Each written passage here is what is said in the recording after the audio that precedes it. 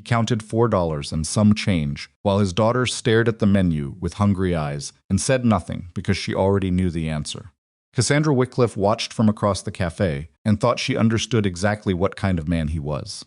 Struggling, tired, ordinary. She was wrong about all of it.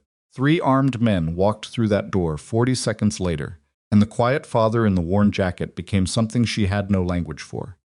Something the police report would later fail to describe. Something that made her realize with cold certainty that some men don't just survive dangerous worlds. They were built inside them.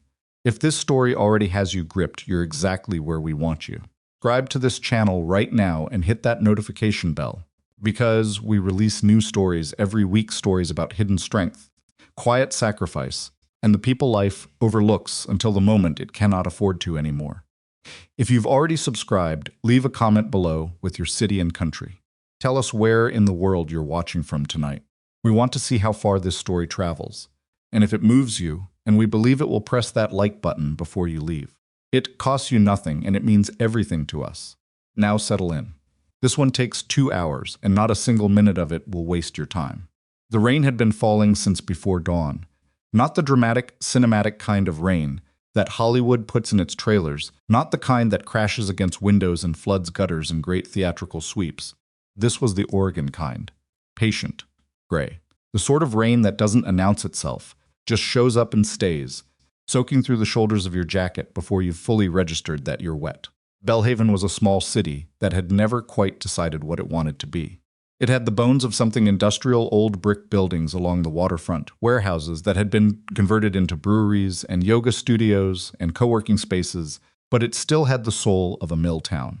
The kind of place where people held the door for strangers and remembered your coffee order after 2 visits, and didn't ask too many questions if you looked like you'd had a rough year.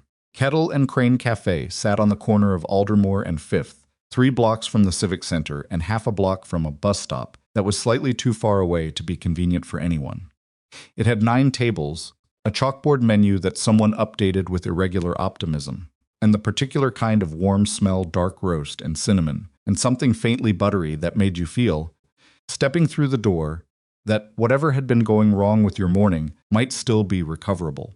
Cassandra Wycliffe pushed through that door at 7:43 a.m. and immediately began scanning the room for a table with enough space to open her laptop. She was 30 years old, though the industry profiles written about her inevitably described her as young in a way that was meant to sound complimentary, but always carried just the faintest note of surprise. She had built Wycliffe Dynamics from a small materials engineering consultancy founded with her late father's name and her own borrowed capital into a $40 million firm that held defense contracts most. Established companies had been chasing for a decade. She wore her dark hair pulled back without much ceremony, dressed in charcoal and gray, because she'd learned early that powerful rooms responded better when you didn't give them too much to look at. Carried a leather portfolio and a phone that had already buzzed 9 times since she'd left her apartment. The meeting was at 9. She needed 45 minutes to review the final proposal. She needed coffee. She needed, though she would not have admitted it to anyone, 5 minutes where nobody required anything from her. She spotted the only quiet corner table beside the window, half screened by a wooden partition, and moved toward it, and that was when she noticed them. The man and the girl. They were sitting at the table she'd been aiming for, close enough to the window that the gray morning light fell across them both, and Cassandra almost turned away toward another seat. But something stopped her. She couldn't have named it at the time. Some small, quiet thing that snagged her attention before she could redirect it. The girl was 10, maybe 11. She had her father's jaw and someone else's eyes lighter, more curious, and her hair was done in 2 braids that were neat enough to suggest someone had worked carefully at them that morning. She was reading the menu with the particular focused seriousness of a child, trying to identify the most reasonable option, which Cassandra recognized, because she had once been that child. The man was reading nothing. He sat with both hands wrapped around a coffee cup, the cheap drip kind, no added anything, and he was looking out the window at the rain in the particular way of someone who isn't seeing the rain but is using it to think through something complicated. He was somewhere north of mid-30s, maybe 37, 38. He was large through the shoulders, the kind of build you get from actual physical work rather than deliberate cultivation, and his face was composed, not peaceful exactly, but contained, like a room where someone had tidied everything before company arrived. His jacket was dark navy, faded along the collar, the right sleeve slightly frayed at the cuff. He hadn't shaved in 3 or 4 days, not because it was fashionable, but because he'd been too tired or too busy to bother. A server came to their table. Young woman, 7 months pregnant by the look of it, moving between tables with the careful economy of someone whose feet had started protesting around the 4th hour of each shift. You two ready to order, or do you need another minute? The girl looked up immediately. Can I have the French toast? The one with the blueberries? Gracie, the man said. The girl's name was Tessa, Cassandra would learn later. But in that moment the man said it quietly, just her name, just one syllable of warning, and the girl's face did something complicated. The hope didn't leave it all at once. It deflated slowly, the way a child's hope does when it has practiced this particular deflation before. The blueberry one's $9.50, the server said, either missing the exchange or choosing to give them a moment. The man shifted in his seat and reached into his jacket pocket. Cassandra was not trying to watch. She had turned toward the counter to order her own coffee and simply had the angle of the room in her peripheral vision, and she saw what she saw without meaning to.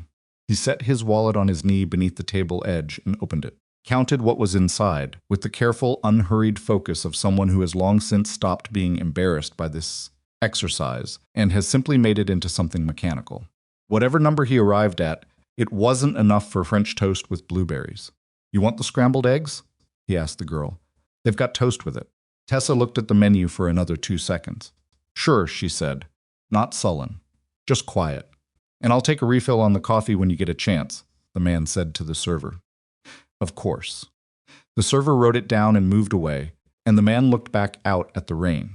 And the girl refolded her menu neatly and set it at the edge of the table and looked at her father and then looked at her hands, and none of it was dramatic. That was the thing Cassandra kept returning to later. None of it had been dramatic. It was just a Tuesday morning. It was just the 10,000th version of a quiet difficulty that left no mark anyone would notice. Cassandra ordered her coffee a double Americano, dark, and took the table 2 away from theirs and opened her portfolio and tried to focus on the acquisition proposal. She managed 4 pages. Her phone buzzed. Marcus Leland, her chief of operations, wanting to confirm she'd received the updated terms from the Hargrove Group. She typed back a brief confirmation. The cafe had filled, while she wasn't paying attention, a pair of contractors in paint-spattered jeans, a woman with a stroller, 2 college-age kids who'd colonized the corner booth with laptops and headphones, an older man reading a physical newspaper with an expression of sustained personal offense. The eggs arrived for the girl. She ate with the systematic diligence of someone who'd been told not to waste food.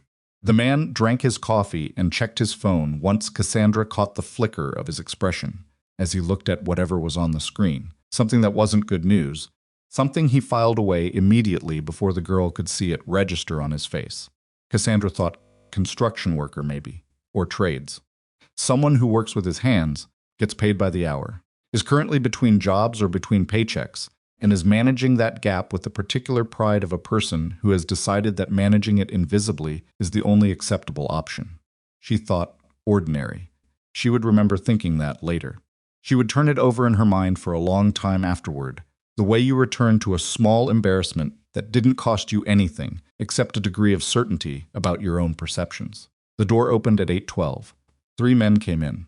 Cassandra noticed them the way you notice weather changing, not a specific thought, just a shift in the ambient quality of the room, some drop in pressure.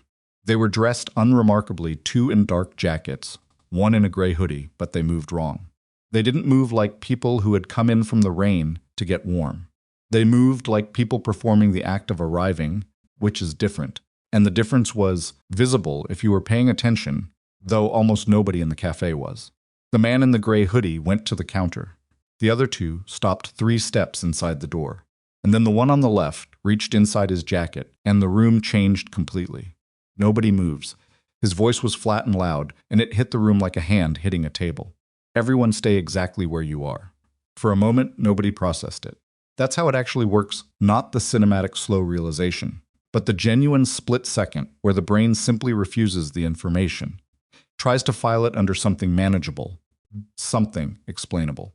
And then the gun was fully visible, and the man at the counter had his own weapon out and was shouting at the server behind the register, and the pregnant waitress, the one who'd taken the little girl's order, pressed herself back against the espresso machine with both hands flat at her sides. And then the cafe was all noise and scraping chairs and someone crying before anyone had made a decision to cry. Cassandra's first instinct, trained by years of high-stakes boardrooms, was to assess exits, positions, variables. There were 2 exit doors she could identify, the front entrance they'd come through and a service door near the kitchen. The 3 men had the front entrance covered. The service door was behind the counter, 15 feet from the nearest gunman. Not viable. She pressed herself back into her chair and reached for her phone beneath the table's edge. "Phone's on the tables," the man by the door said. He was scanning the room with the controlled attention of someone who'd rehearsed this. "Now. Flat on the table, face up right now." Cassandra set her phone down. She noticed that the man with the girl had not moved. He wasn't frozen. That was the first thing she understood about him in that moment. There's a difference between stillness that comes from fear and stillness that comes from calculation, and she was looking at the second kind.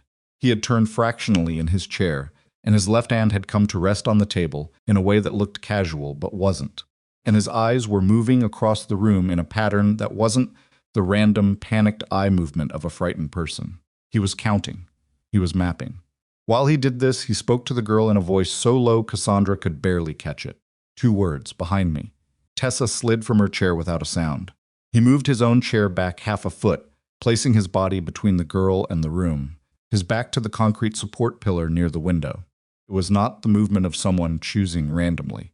It was the movement of someone who'd already identified that pillar as the most structurally protective position in his immediate area, which required him to have assessed the room's geometry before any of this started, which meant some part of him had walked through that door and quietly cataloged threat vectors out of pure habit, the way a musician walks into a room and hears the acoustics. The man at the counter, the one in the hoodie, had the pregnant server half turned toward the register, the gun at her shoulder level.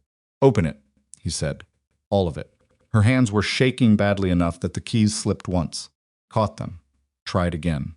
The lead gunman, the one who'd given the initial order, moved along the tables, collecting phones. He had a practiced contempt for everyone in the room, the particular expression of a man who has written off his audience and does not expect to be surprised by any of them. He was 2 tables from Cassandra when he stopped at the man in the navy jacket. "You," he said, "why aren't you on the floor?" The man looked up at him. His expression was entirely calm. Not the false calm of someone managing terror. Actual calm. The kind that has no performance in it. "My daughter's behind me," the man said. "She's 10. I'm not putting her on the floor if I don't have to." Something in his voice, the tone, the steadiness of it, made the gunman hesitate for just a fraction of a second. Long enough for something to register. "Get on the floor," the gunman said, but it came out differently than his earlier commands had. Slightly less certain. "I will," the man said, in a second. He was still looking at the gunman with that same absolute steadiness, and he said quietly, "You should take what you came for and go. You've already got what you need from the register." The gunman's jaw tightened. "You giving me advice?" "Observation," the man said. It was not bravado, it wasn't aggression. It was a man reading a situation and providing an honest assessment of it, which was somehow worse than aggression it suggested. He'd already accounted for all the possible outcomes of the next 30 seconds and found them all manageable. The gunman swung the weapon toward him. I said, "Get down." And here was the moment Cassandra would replay in her mind for months afterward, and still not fully understand on a technical level, though she'd worked through it from every angle. The man didn't get down. He stood up, not fast, not a lunge. Came to his feet in one continuous, unhurried motion, as though the weapon pointed at his chest were a detail he'd already factored in and set aside. And then his right hand moved, and the gun was no longer in the gunman's hand, but in his, and the gunman was on his knees against the pillar, not struck, not thrown, just redirected. His balance taken from him so efficiently that he didn't understand what had happened for 2 full seconds. The second gunman near the door moved. The man was already turning.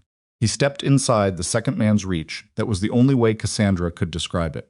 He stepped into it rather than away from it, and something happened with his forearm and the man's wrist, and then the second gunman was bent forward against the nearest table, one arm locked at an angle that made movement impossible without snapping something. The third man, the one at the counter, the youngest, who couldn't have been more than 22, still had his weapon up, but he hadn't moved. He was staring. His hand was shaking. The man in the navy jacket looked at him across the cafe. He had the first gunman's weapon in his right hand, and the second man's arm still controlled with his left. And he looked at the young man at the counter, and he said, in the same calm voice he'd used for everything, "Put it down.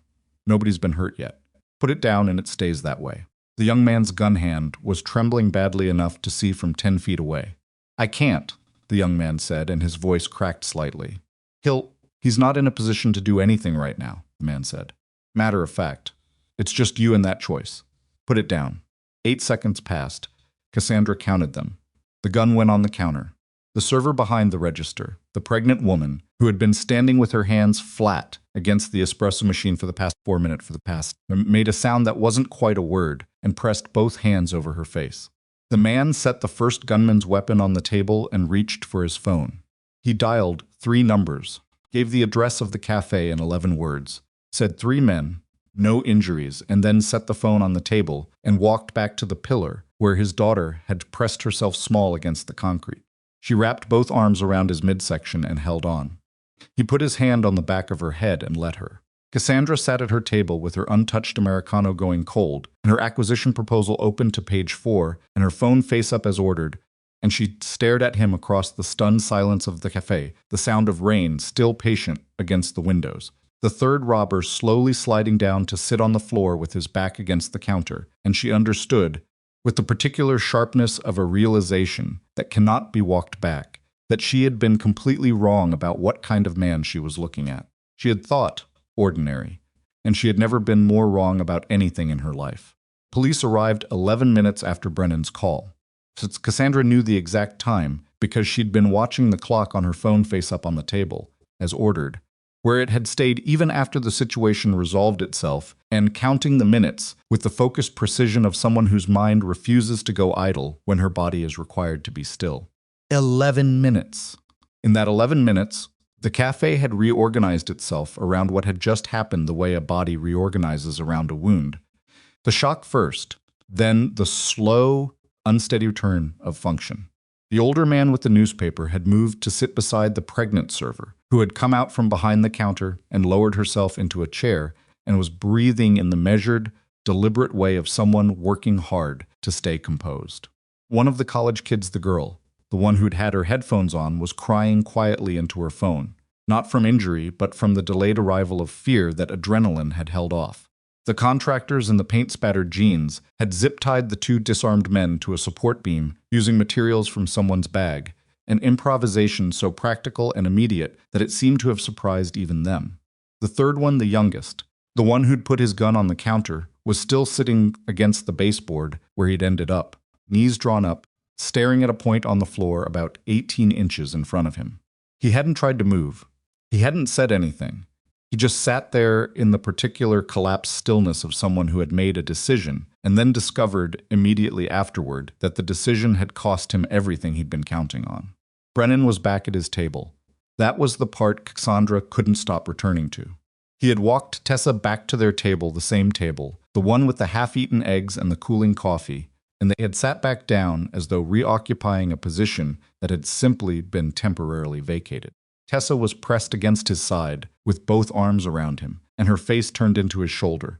And he had one arm around her and his other hand flat on the table, and he was looking at nothing in particular with the same contained, unrevealing expression he'd worn through all of it. Cassandra watched him, and she felt something she didn't have an immediate name for, not attraction. Not exactly, not yet. It was more interior than that. Something closer to the feeling of recognizing a language you didn't know you'd heard before.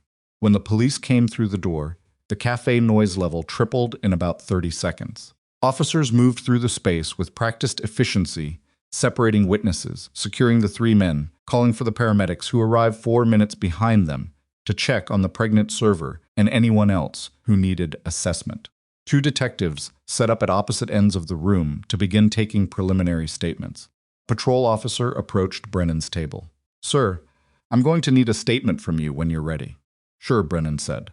"You're the one who the officer started, then recalibrated. Can you tell me what happened?" Brennan looked at Tessa for a moment. She had pulled back slightly, but her grip on his arm hadn't changed. "Give me 1 second," he said to the officer, and then to Tessa, You okay? Yeah, she said. Her voice was steadier than Cassandra expected. Good. He rubbed her shoulder once briefly. Stay here. He stood and walked 3 steps away with the officer and gave his account in the flat sequential way of someone reciting a series of events rather than narrating them. He used no dramatic language. He described what he had observed, what he had assessed, what he had done, and he did it in the same tone you'd use to explain why you'd taken an alternate route to work. The officer took notes and asked follow-up questions, and Brennan answered them without elaboration and without impatience, and at no point did his expression suggest he found any of this remarkable. Cassandra gave her own statement to the second detective, a compact woman in her 40s named Rourke, who wrote quickly and asked good questions and didn't press, when Cassandra said she hadn't seen exactly how the weapons were controlled, only the outcome, which was technically true. The mechanics of what Brennan had done in those seconds were still not fully assembled in Cassandra's mind. She'd seen it. She simply didn't have the framework to reconstruct it accurately. When the formal statements were done, a sergeant with a gray mustache and the careful movements of someone who'd been in the job long enough to have opinions about everything approached Brennan and told him that what he'd done had potentially saved lives and that the department appreciated his. The sergeant paused, searching for the right word, his intervention. He mentioned that there were 2 news crews setting up outside. He said carefully that if Brennan was interested in speaking to them, the department would facilitate that, and if he wasn't, that was entirely his right. Brennan said, "No, thank you," without particular emphasis. The sergeant nodded like he'd expected that. A man from the 2nd news crew managed to get inside the cafe door before an officer turned him back, and he called across the room, "Sir, can you give us 30 seconds? Just your name and what you?" "No," Brennan said. He wasn't rude about it. He was simply final. He went back to the table and crouched down to Tessa's eye level. He said something Cassandra couldn't hear. Tessa nodded, picked up his jacket from the chair back, helped Tessa with hers, put the few dollars from his wallet on the table for the meal he left them flat, waited with his coffee cup, which struck Cassandra as such a specific and automatic gesture of decency that it hit her somewhere unexpected, and then he took Tessa's hand and walked toward the door. Cassandra closed her portfolio. She didn't deliberate about it. She simply picked up her things and followed him outside. The rain was still coming down with the same patient indifference it had maintained all morning. Brennan had stopped on the sidewalk just past the news crew's position, out of their camera angle, and he was buttoning Tessa's jacket against the weather. He didn't look up when Cassandra came through the door, but some peripheral awareness, some ingrained sensitivity to his surrounding space registered her approach because he said, without turning, "You don't need to thank me, I know," Cassandra said. "That's not why I came out." He finished with the button and straightened. Now he looked at her. His eyes were a dark, flat gray, the same color as the sky behind him, and they had the quality of eyes that were genuinely assessing rather than simply looking. "Then what do you want?" "Not hostile. Honest." "I want to understand what I just watched," she said. "You watched someone stop a robbery," he said. "It's not complicated." "It's very complicated," she said. "And you know it is." He held her gaze for a moment, and she had the distinct sensation of being evaluated, not the social evaluation of 2 people meeting, but something more technical. Something that was checking her for threat vectors the same way he'd checked the cafe. Then he looked away, and she saw his right hand move slightly at his side, a small unconscious adjustment, and that was when she noticed it. Tattoo was faded, the kind of fade that takes years, not months, and it sat just above an old scar that ran at a slight diagonal across the inside of his forearm. The scar was thin and long and had healed cleanly, which told its own story. The tattoo itself was a trident, stylized, rendered with the particular geometry of something that had been chosen, rather than decorative, the kind of symbol that means something specific to a specific and very small group of people. Cassandra's brother Daniel had been 4 years older than her. He'd done 2 tours with the Marine Raiders before a training accident had ended his service, and in the years between his discharge and his death, a car accident, 3 years ago, the ordinary kind that ordinary people have, he had maintained friendships with people from across the special operations community. He'd talked about some of them. Not often, and never with much detail, because that was its own code of conduct, but he'd mentioned names. Mentioned them in the particular shorthand of people who understand each other through shared contexts that they're not going to explain to outsiders. One name had come up more than once. a rescue specialist. Someone Daniel had described, in the understated way he had, as genuinely exceptional, which from Daniel was the equivalent of another man saying the person had walked on water. The name had been Voss, Brennan Voss, and she had heard a second thing attached to that name, something Daniel had mentioned only once, in passing, with a faint note of something she'd read as complicated respect, that Voss had walked away. That one day he'd simply been done with it, and he'd left, and nobody in those circles had fully understood why, and most of them had stopped asking. North, she said. She hadn't planned to say it. It came out before she'd decided to use it, the call sign Daniel had mentioned, the one that had been attached to the name Voss, the way certain names acquire certain shadows. Brennan went very still. It wasn't the stillness of someone caught off guard. It was a deliberate, chosen stillness, the kind that precedes a decision about how to respond. His expression didn't shift dramatically. The warmth that had been in his face when he was talking to Tessa simply vacated it, the way a light goes off in a room, not gradually but all at once. He looked at her for 3 seconds. "Where did you hear that?" he said, and his voice had changed to not louder, not harder, but stripped of the social register it had carried before. Flatter, more direct. "My brother," she said. "Daniel Wycliffe. He served with Raiders, 2008 to 2014. He mentioned your name a few times."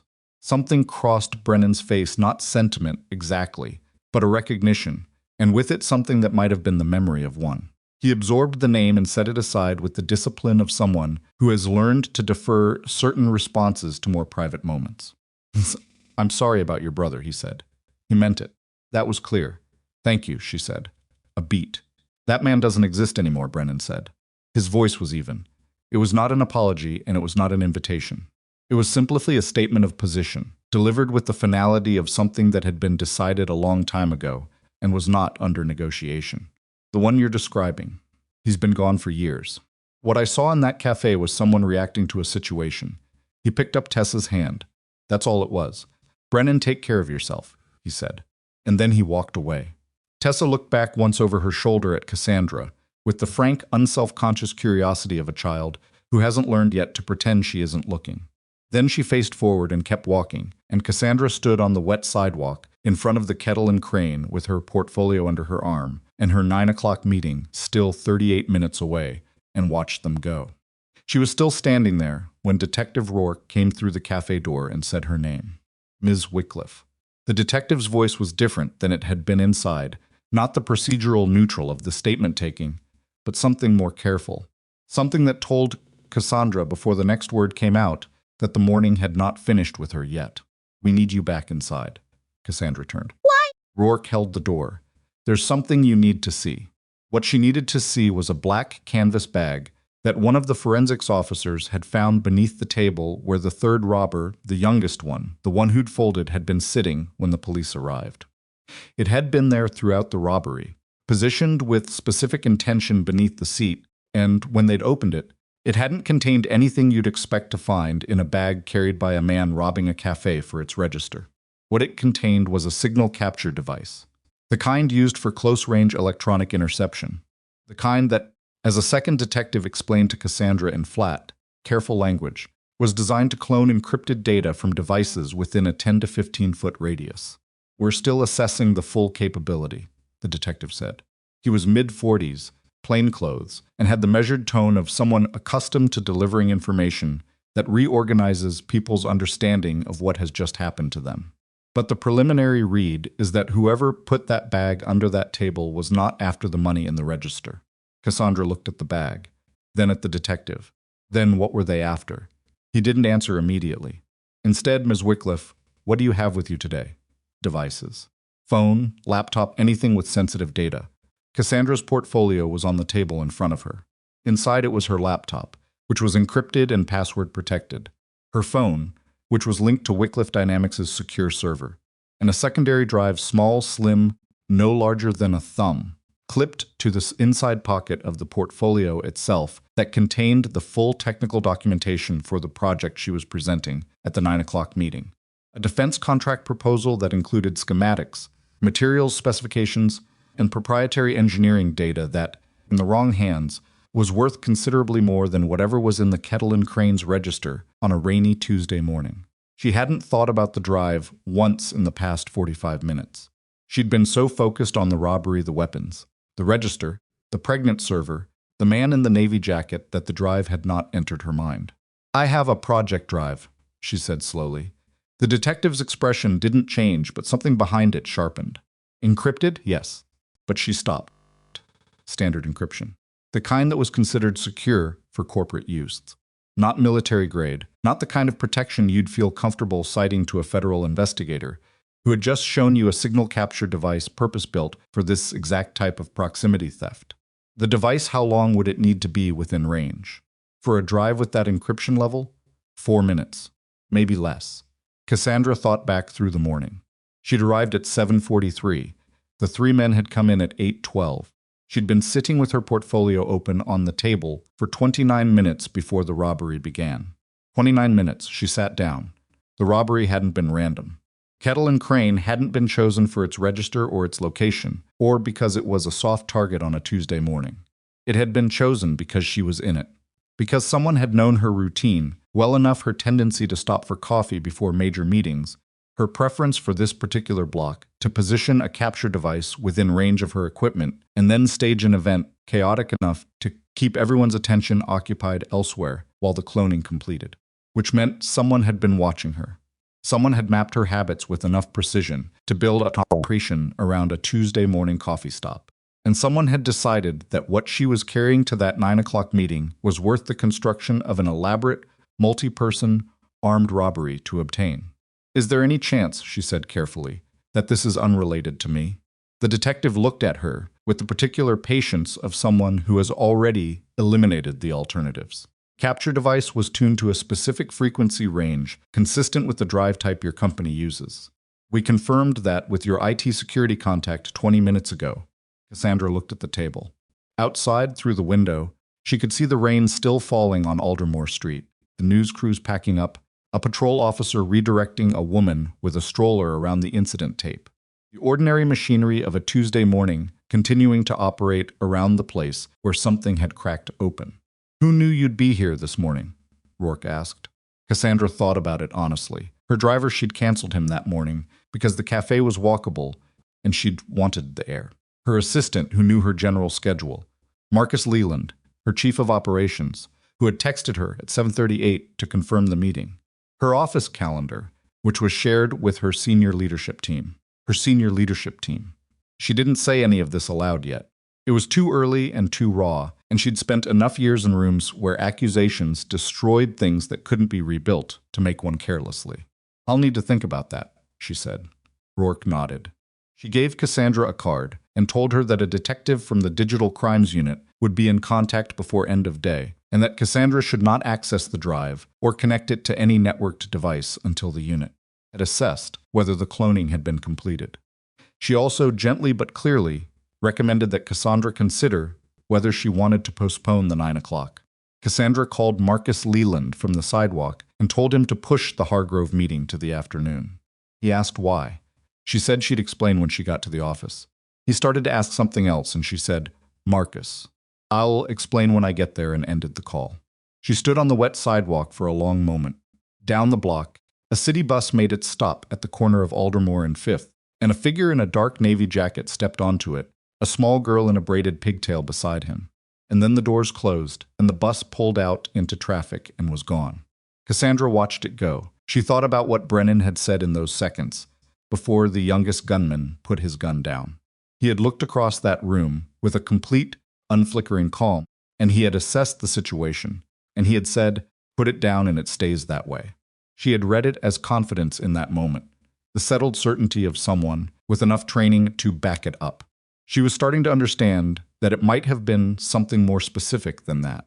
That the reason Brennan Voss had remained calm while everyone else in that cafe dissolved was not only because his training had equipped him to handle armed confrontations. It was because something in the room, something about the way those 3 men had moved, the way they'd positioned themselves, the specificity of their attention had told him. At the same moment, it was telling her now that this was not what it appeared to be, that it was constructed, that somewhere beneath the performance of a random robbery, there was an intention that had nothing to do with the register. He'd seen it before she had. and he had walked away afterward, with his daughter's hand in his, and told her the man she was looking for didn't exist anymore, and the bus had taken him back into whatever version of ordinary his life had been before this morning, and Cassandra stood on the sidewalk alone, with a compromised drive and a canceled meeting, and the growing, cold certainty that whatever had begun this morning was not finished.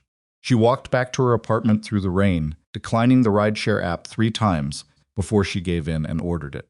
She spent the ride with her portfolio on her lap and her hand resting on the outside pocket where the drives sat, as though she could physically prevent whatever had already happened from having happened.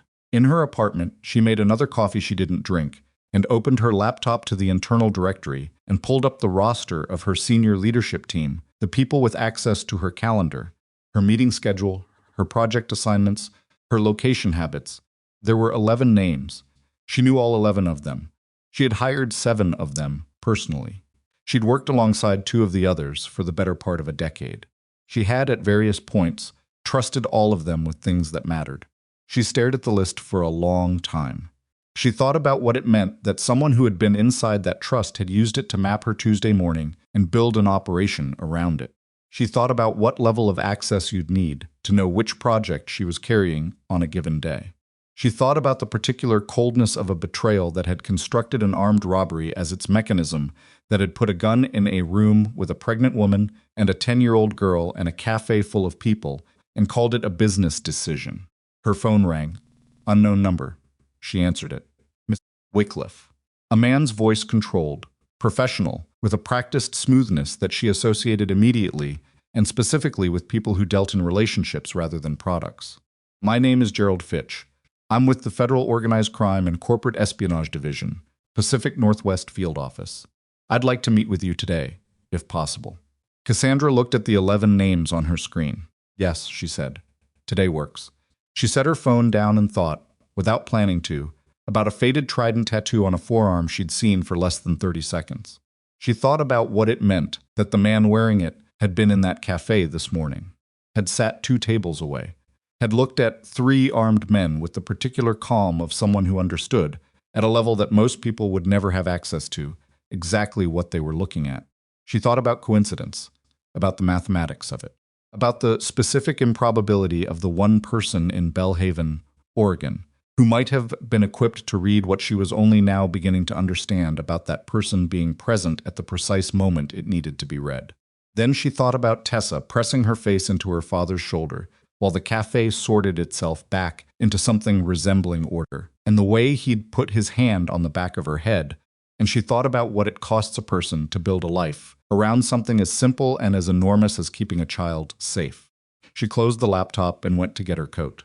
She had a federal investigator to meet and 11 names to think about, and a drive that might or might not have already surrendered its contents to someone who had planned very carefully for this Tuesday morning.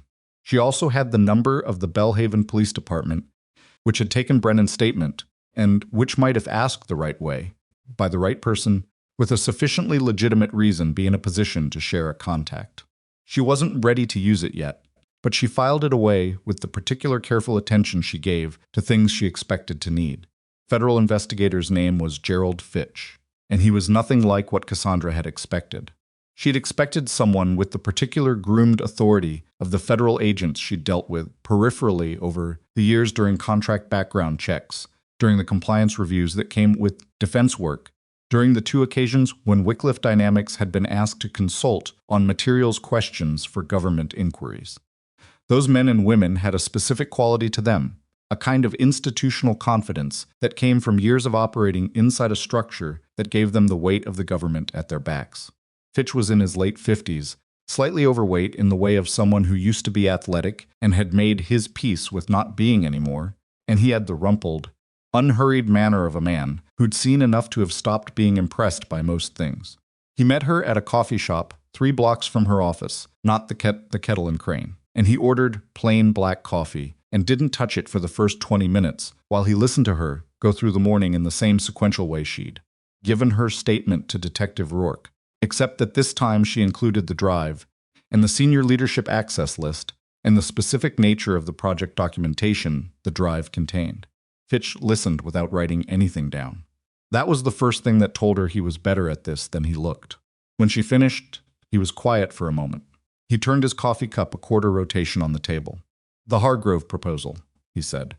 "That's the materials contract for the coastal defense upgrade?" "Partially," she said. "The full scope is broader than what's been made public." "How much broader?" She met his eyes. "Enough that whoever has those specs, if the cloning completed, has something that several foreign buyers would pay substantially for." "And you don't know if the cloning completed?" "The Digital Crimes Unit said they'd have an assessment by this evening." Fitch nodded slowly. He picked up his coffee for the first time and took a sip, set it back down, looked at the window, looked back at her. "Ms. Wycliffe, I'm going to be direct with you, because I think you prefer that." "I do," she said. "We've been aware of irregular activity around Wycliffe Dynamics for approximately 8 weeks, he said. "We weren't able to determine whether the source was external, a competitor, a foreign actor, or internal. This morning's incident moves the probability significantly toward internal." Cassandra felt the particular cold that comes not from surprise, but from confirmation of something you'd already begun to understand and had been hoping was wrong. "You've been watching the company for 8 weeks, and you didn't contact me." "We didn't know the threat vector," he said. "If we'd approached you and the source was inside your organization, we'd have tipped it. We needed more information. You used me as a—" She stopped herself, breathed. "You let me walk into that café this morning. Fitch had the decency not to dress it up. We weren't tracking your location. We weren't aware of this morning's operation until after the fact. If we had been, it would have been handled differently." He paused. "I understand that's not particularly reassuring." "No," she said, "it isn't." He gave her a moment. "Then I need to know who on your leadership team has complete calendar and project access. Not just who technically has the permission, who actually uses it. Who has the habit." She thought about that list. 11 names. She'd been turning them over since her apartment, holding each one up against the light of everything she knew about the person behind it, looking for something that didn't fit. "I've been going through that myself since this morning," she said. "There are a few people with full access. My Chief of Operations, Marcus Leland. My Chief Technology Officer, Diane Sutherland. My Chief Operating Officer, Roland Price." She stopped. Fitch caught the stop. "Tell me about Price." She took a breath. "Roland Price has been with the company for 6 years. He came from a logistics firm in Seattle. I hired him because he's exceptionally good at operational management, the kind of things that don't get attention when they're working, but collapse everything when they don't. He knows the company's internal structure better than almost anyone except me. You trust him." It wasn't a question, but she answered it anyway. "I did," she said. "I don't know what I think right now." Fitch looked at her carefully. "Is there anything about his behavior in the past few weeks, anything that felt off?" Thought about it. Roland Price was 51, meticulous, professionally warm in the way of someone who had decided that warmth was a useful professional tool. He had opinions, and he shared them, but he was good at making you feel that your contrary opinion had been considered before being set aside. He'd been with Wycliffe Dynamics through 3 contract cycles. He'd navigated 2 internal audits and 1 near miss on a Department of Defense compliance review with the particular unruffled efficiency that had made her grateful she'd hired him. In the past several weeks, she tried to be honest about this, tried to separate what she was now looking for from what she had actually observed. He'd seemed busy, distracted in meetings in a way she'd attributed to the Hargrove proposal's complexity. He'd taken 2 trips she'd noted as unusual Portland, and before that, Denver, that he'd described as vendor meetings. She hadn't verified that. She hadn't thought to. He traveled more than usual, she said.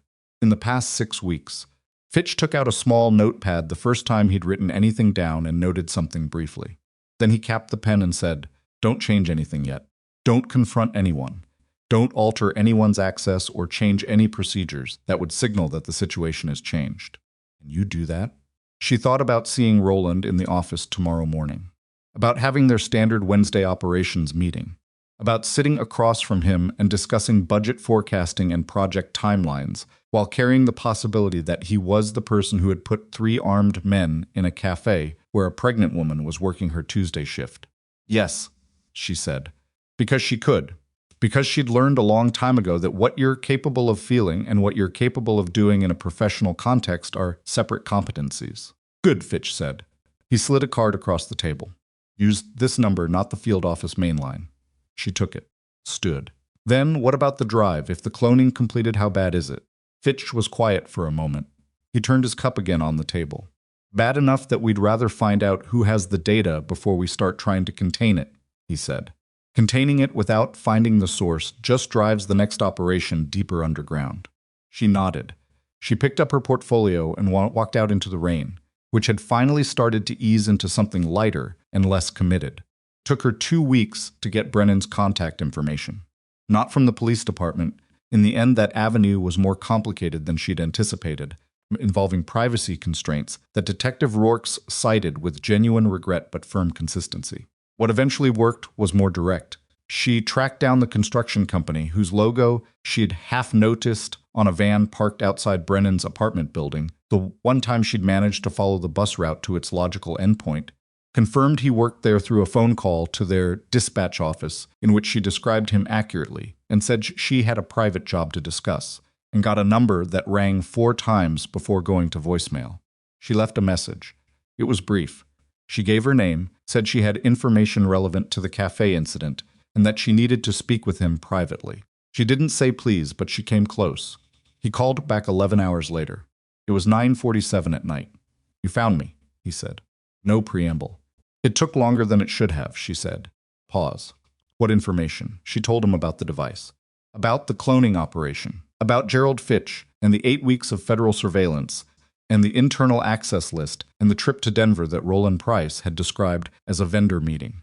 She kept it sequential and detailed, the same way she'd told Fitch, because she'd found that was the best way to be believed, not persuasion, not emphasis, just facts in order. When she finished, the silence on the other end had a different quality than the one before she'd started. "You think someone inside your company set that up," he said. "I think it's probable," she said. "I don't have confirmation yet. What does the federal investigator say?" "That I shouldn't change anything. That I should wait." She paused. "I'm not good at waiting when I understand what I'm waiting for." "Nobody is," he said. But he's right, she'd expected that. She hadn't expected the directness of it, or the lack of any effort on his part to manage her feelings about it. He'd simply confirmed what she already knew and offered no cushioning, which was, she realized, its own form of respect. She pressed forward. "I need a security advisor," she said. "Someone who can work inside the company, assess the threat landscape, help me understand what I'm dealing with on a technical level that goes beyond what Fitch's office is sharing with me." "No," Brennan said. "Brennan, I understand what you're asking, and the answer is no," he said. His voice was even. "I have a daughter. I have a job. I've had this life for 4 years, and I'm not going backwards in it." "I'm not asking you to go backwards," she said. "I'm asking you to use what you know to help identify." "I know exactly what you're asking," he said, "and I know what it turns into. These things always have a next step. The next step has another next step. I've been the person taking those steps, and I promised myself when Tessa was 6 years old that I was done taking them." Cassandra was quiet for a moment. She thought about pressing. She thought about the 11 names on the list, and the pregnant server, and the capture device in the canvas bag, and the way Fitch had said bad enough, with the particular controlled calm of someone who had imagined a specific worst case. "Okay," she said. He seemed slightly surprised by that. A beat of silence. "Okay, you said no, I heard you." She meant it. She was frustrated, and she was frightened, and she was going to have to find another approach, but she wasn't going to argue with a man about the life he'd chosen for himself and his child. "I appreciate you calling back. Be careful," he said. And then, after a pause that felt like it contained something else, he decided not to say, "Don't go looking for evidence yourself. If it's the COO, he's been careful enough to get this far without being caught. Careful people notice when someone starts looking." "Understood," she said. The call ended, and she sat in her apartment with the phone on her knee and thought about what careful people notice, and what it meant that Brennan Voss had spent 4 years trying to become someone ordinary, and had still clocked 3 staged robbers in the time it took everyone else in the cafe to process that they were afraid. The investigation moved slowly, the way federal investigations always do, not because the investigators lacked urgency, but because the work required a kind of methodical accumulation that resisted acceleration. Fitch's team was building a case, which meant they needed evidence that would survive a courtroom rather than evidence that would simply convince the people already in the room. There was a difference, and it was enormous. And it meant that Cassandra went to work every day for the next 3 weeks, and sat across from Roland Price in meetings, and reviewed quarterly projections, and approved budget amendments, and answered his questions and asked her own questions, and watched his face while she did all of it, looking for the fracture line, the place where the performance showed its seams. She didn't find it, which was either because she was wrong about him, a possibility she maintained with genuine effort, because wrongly destroying someone's reputation was its own category of harm, or because Roland Price had spent 6 years building a professional persona that was designed, whether deliberately or not, to be essentially unreadable. She found the first hard evidence on a Thursday afternoon when Diane Sutherland, her CTO, came to her office and closed the door. Diane was 53 and had the exact energy of someone who'd spent 30 years in technology being underestimated and had developed, through sustained practice, a precise and comprehensive contempt for carelessness. She sat down in the chair across from Cassandra's desk without being asked and put a printed report on the desk and said, "I need to show you something, and I need you to not react visibly until I finish." Cassandra pulled the report toward her. It was an internal data transfer log, the kind that Diane's team generated automatically as part of their security monitoring protocol.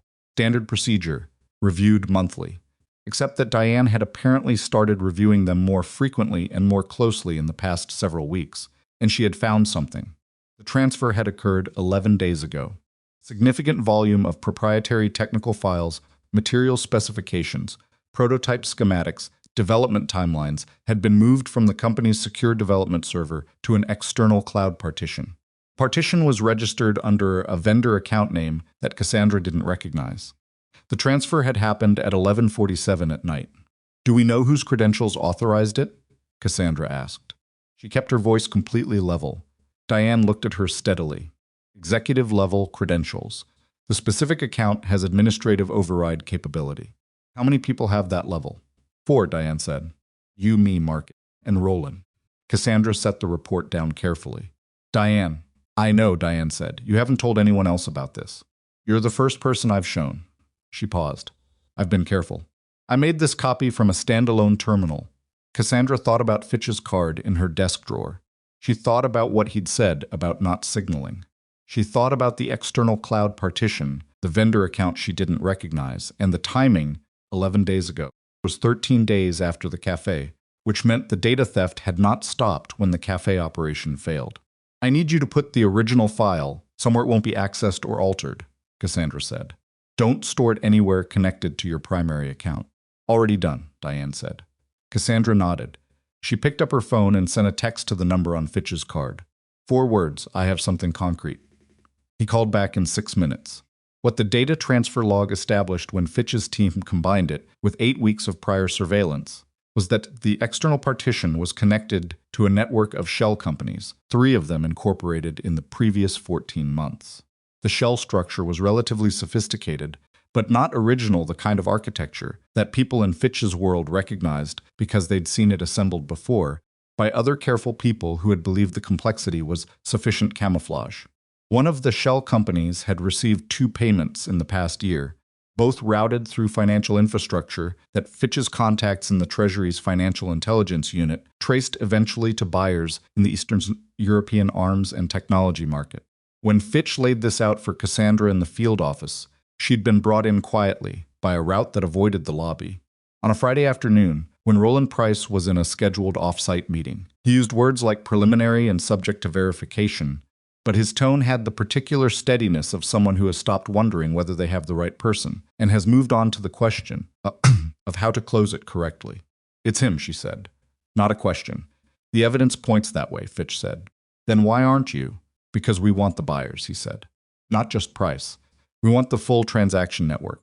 If we move on him now, the network collapses, and everyone above him, the brokers, the end purchasers, disappears back into the infrastructure." He looked at her with the same direct, unvarnished honesty he'd used in the coffee shop. "I know that's hard to hear." She sat with it. She thought about the shell companies and the transfer log, and the way Roland had sat across from her in Wednesday's operations meeting, and discussed the Hargrove proposal's timeline with the precise, engaged competence she'd spent 6 years mistaking for loyalty. "He's going to figure out that the cafe operation failed," she said. "He's going to know the data wasn't recovered." "He already knows," Fitch said. "He's known since the morning it happened." "Then he'll try again." "Yes," Fitch said, "which is why we need to be ready when he does." She drove home that evening on autopilot. The route was familiar enough that her hands and the car managed it without much contribution from the part of her mind that was still turning over Fitch's words, still assembling the architecture of what had been constructed inside her company, while she'd been looking at quarterly projections and defense contract timelines and the 11 names on her access list.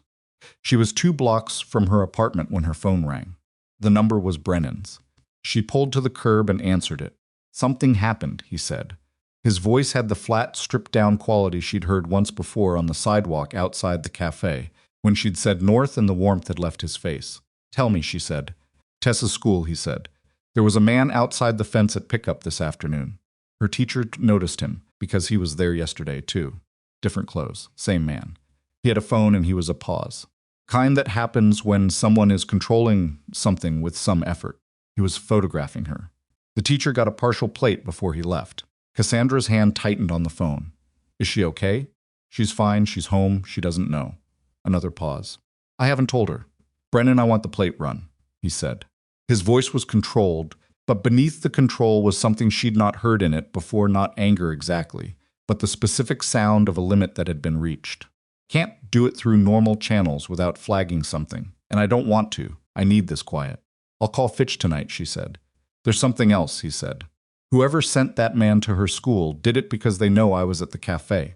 They're sending a message, which means the people you're dealing with have already connected me to you." She understood what that meant before he said the next part. "And it means Tessa isn't safe as long as this is unresolved," he said. Cassandra sat in her parked car in the dark, with the rain starting up again, that patient Oregon patience against the windshield. She thought about Tessa eating scrambled eggs at the Kettle and Crane because the blueberry French toast was $9.50, and the man across from her had counted what was in his wallet and arrived at a different number. She thought about a man in a dark navy jacket putting his hand on the back of his daughter's head in a wrecked cafe while the room slowly recovered around them. She thought about what it costs a person to step away from violence and build a quiet life around keeping one small person safe, and what it means when that quiet life is deliberately disturbed. "Brennan," she said. "I'm sorry." "Don't be sorry," he said. His voice had changed again, settling into something harder and more organized. "Tell me what you know." She told him everything. Not the curated version she'd been maintaining, the measured, strategic version she shared with Fitch, calibrated for what was useful to a federal investigation. All of it. The transfer log, the shell companies, Roland's name, the timeline, the scope of what had been taken and who might have it by now. When she finished, Brennan was quiet for long enough that she almost said something to fill it. "Price," he said finally. "Yes. He knows the operation at the cafe failed. He's moved to contingency. Another beat of quiet, the calculating kind. The man outside Tessa's school isn't a warning to her. It's leverage on me. He's found out enough to know that putting pressure on her might either bring me out into the open or cause me to back off entirely." "Which will it do?" she asked. The silence before his answer was shorter than she expected. "Neither," he said. "I'll be at your office tomorrow morning, 8 o'clock. He ended the call. She sat for another moment with the phone in her hand and the rain on the windshield, and she thought about the way Fitch had said the evidence points that way, when she'd said it's him the careful. Procedural language of a man building a case in the direction of a courtroom. She thought about what it means to build something carefully in the direction of a courtroom while someone is photographing a 10-year-old girl outside her school fence. Called Fitch and gave him the partial plate number. Then she drove home and sat at her kitchen table with a glass of water she didn't drink and tried to remember the last time she'd felt genuinely afraid, not professionally threatened, not operationally concerned, but actually afraid, and found that she couldn't. She'd been in difficult rooms. She'd been in contentious negotiations. She'd lost a brother and rebuilt herself around the loss. She'd spent her adult life moving through environments that expected her to fail and declined to do so.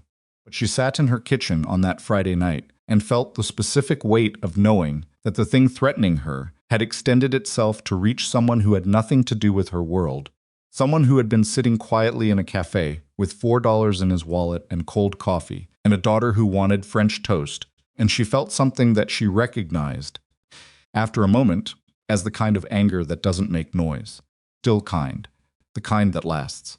At 7:58 the next morning, her office building's front desk called to say there was a man in the lobby. She said to send him up. Brennan came through the door of her office in the same worn jacket, and he looked like he hadn't slept, and he sat down in the chair across from her desk without ceremony and looked at her directly and said, Tell me everything you know about Roland Price. Not what the investigator told you. What you know. What you've observed. The things you've filed away as small, because you didn't have a reason to look at them yet.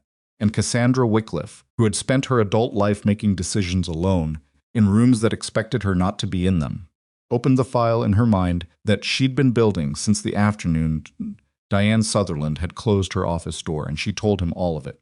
Outside, the rain had finally stopped. The sky over Belhaven was the pale, washed-out white of a morning that hadn't decided yet what it wanted to become, and the city was going about its business with the ordinary, unremarkable momentum of a place that had no idea what was moving through it. 3 floors below, in a scheduled conference call with the Denver vendor, whose name would appear 4 weeks later on a federal indictment filed in the District of Oregon, Roland Price, was speaking with the measured, unruffled confidence of a man who believed he was still several moves ahead of the people trying to catch him. He was running out of moves faster than he knew. Brennan spent 4 days inside Cassandra's company before he found the second door. She'd given him access as a contracted security consultant. The paperwork was legitimate, processed through HR the way any external hire would be, which meant Roland Price would see it in the weekly staffing report and read it as exactly what it appeared to be: a routine security assessment following an incident involving a company executive. Cassandra had floated the cover explanation in an all-hands email 3 days after Brennan came through her office door. She'd been matter-of-fact about it. A security review in light of recent events. Standard procedure. Nothing to be concerned about. Roland had replied to the email with 2 sentences expressing full support and offering his team's complete cooperation. Cassandra had forwarded the reply to Brennan without comment. Brennan read it and said nothing about Roland for the rest of that day.